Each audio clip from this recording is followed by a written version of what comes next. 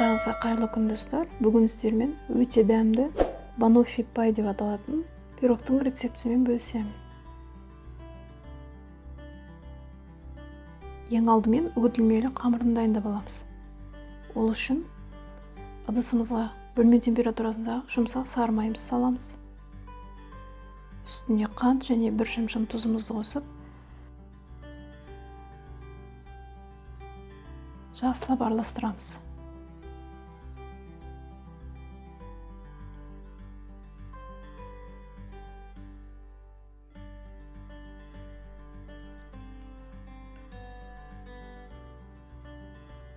Араластырып болған соң жұмыртқаның сарысын қосамыз.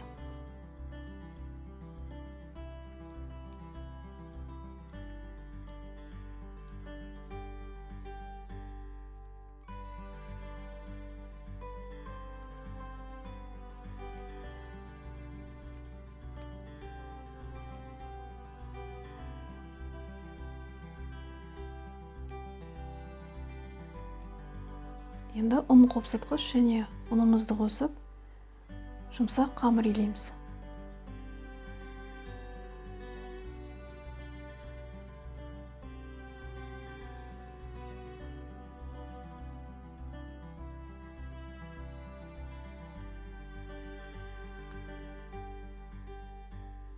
Дайын қамырымыз осындай жұмсақ болады.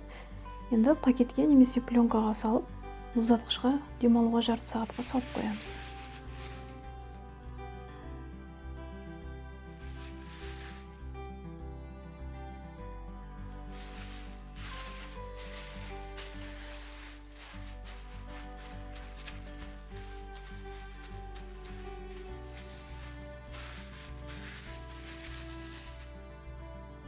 Салмасына банан қажет болады. Бананымызды осылай турап аламыз. Кремін дайындаймыз. Ол үшін салқын клейіміз. Менде 33-35%. Қант ұнтағын қосып, миксердің жай жылдамдығынан бастап, әр минут сайын көтеріп отырып, қоюланғанша араластырамыз.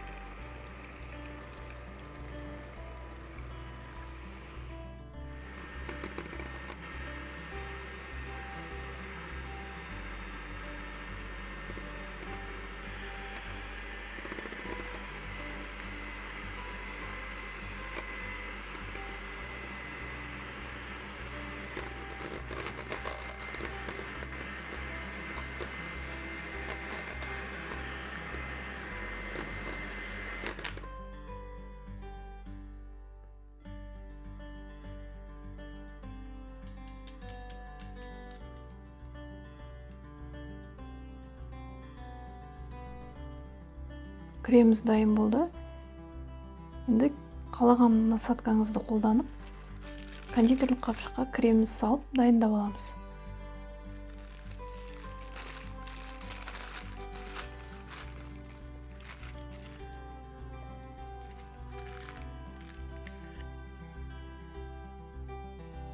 Енді формамызды дайындаймыз. Формамның диаметрі менде 24 см.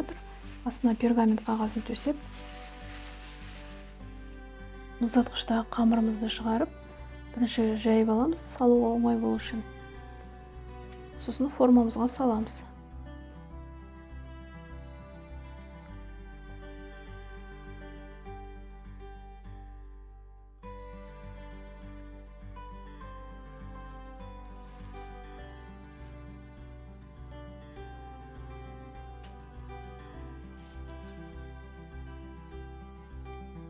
Қамырымыздың шететтерін осылай қолымызбен бортик жасаймыз.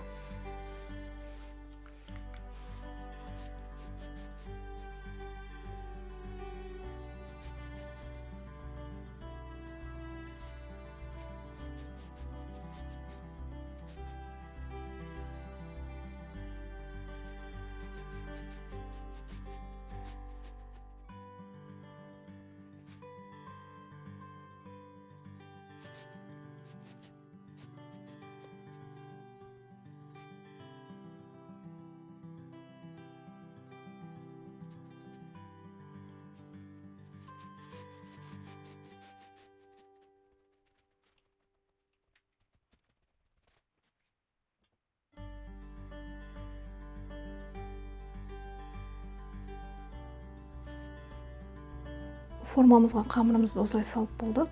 Енді шанышқымен осындай тесіктер жасаймыз. Қамырымызды қызып тұрған пеште 180 градуста 15-25 минутта қызарғанша пісіріп аламыз. Осылай қызарып піскен қамырымызды формасынан босатып, өзіңізге ыңғайлы тарелка немесе ыдысымызға қойып аламыз.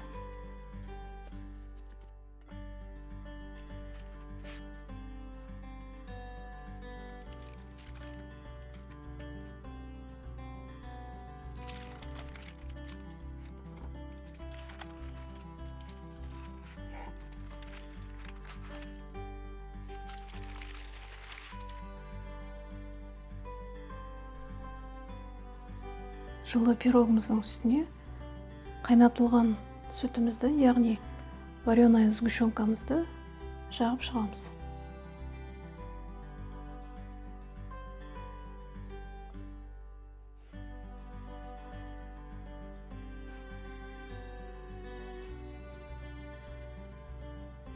Алдын ала дайындап қойған банандарымызды осылай видеодағыдай қойып шығамыз.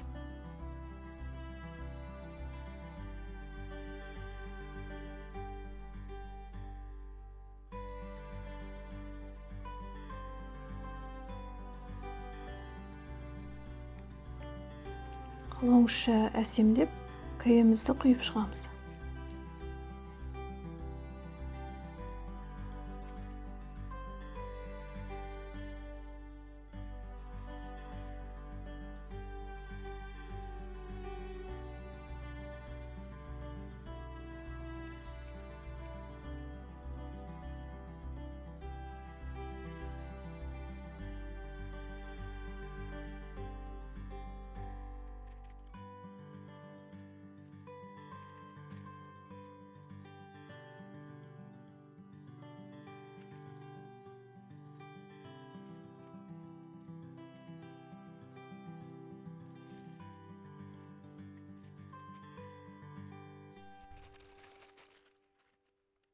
Пирогымыздың бетін қалауыңызша әсемдесеңіздер болады.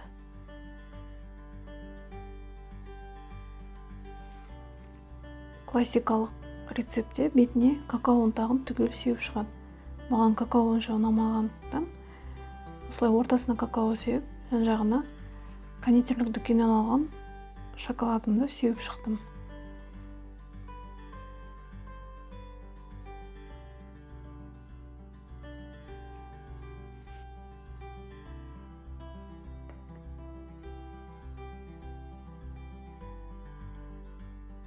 Осымен өте дәмді ағылшын халқының банофи пай деп аталатын десерті дайын.